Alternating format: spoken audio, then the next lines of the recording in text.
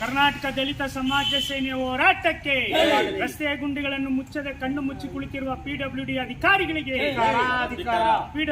ಬಂಗಾರಪೇಟೆ ಪಟ್ಟಣ ಸೇರಿದಂತೆ ತಾಲೂಕಿನಾದ್ಯಂತ ಹದಗೆಟ್ಟಿರುವ ರಸ್ತೆಗಳನ್ನು ಒಂದು ವಾರದೊಳಗೆ ದುರಸ್ತಿಗೊಳಿಸದಿದ್ದರೆ ಲೋಕೋಪಯೋಗಿ ಇಲಾಖೆಯ ಕಚೇರಿಗೆ ಬೀಗ ಹಾಕಿ ಅನಿರ್ದಿಷ್ಟಾವಧಿ ಪ್ರತಿಭಟನೆಯನ್ನು ನಡೆಸುವುದಾಗಿ ಕರ್ನಾಟಕ ದಲಿತ ಸಮಾಜ ಸೇನೆಯ ಕಾರ್ಯಕರ್ತರು ಅಧಿಕಾರಿಗಳಿಗೆ ಎಚ್ಚರಿಕೆಯನ್ನು ನೀಡಿದರು.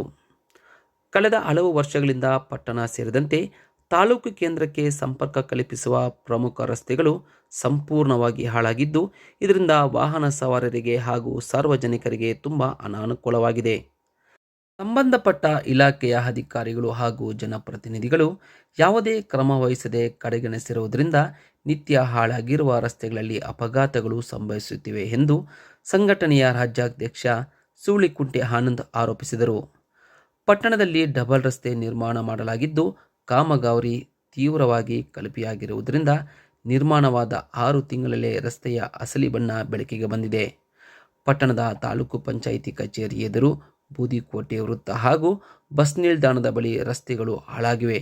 ಇದಲ್ಲದೆ ಗ್ರಾಮೀಣ ಭಾಗಕ್ಕೆ ಸಂಪರ್ಕ ಕಲ್ಪಿಸುವ ರಸ್ತೆಗಳು ಎಷ್ಟರ ಮಟ್ಟಿಗೆ ಹಾಳಾಗಿದೆ ಎಂದರೆ ಇದು ರಸ್ತೆಯೋ ಅಥವಾ ಕೆಸರು ಗದ್ದೆಯೋ ಎಂಬ ಅನುಮಾನ ಮೂಡುವಷ್ಟು ರಸ್ತೆಗಳಲ್ಲಿ ಗುಂಡಿಗಳು ಬಿದ್ದಿದೆ.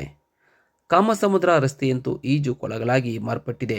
ಒಂದು ವಾರದೊಳಗೆ ಹದಗೆಟ್ಟಿರುವ ರಸ್ತೆಗಳಿಗೆ ಮೋಕ್ಷ ನೀಡಿ ವಾಹನ ಸವಾರರಿಗೆ ಮುಕ್ತಿ ಕಾಣಿಸದಿದ್ದರೆ ಲೋಕೋಪಯೋಗಿ ಇಲಾಖೆಯ ಕಚೇರಿಗೆ ಬೀಗ ಹಾಕಿ ಕಚೇರಿ ಮುಂದೆ ಅನಿರ್ದಿಷ್ಟಾವಧಿ ಪ್ರತಿಭಟನೆಯನ್ನು ಮಾಡುವುದಾಗಿ ಎಚ್ಚರಿಸಿ ಅಧಿಕಾರಿಗಳಿಗೆ ಮನವಿ ಪತ್ರವನ್ನು ಸಲ್ಲಿಸಿದರು.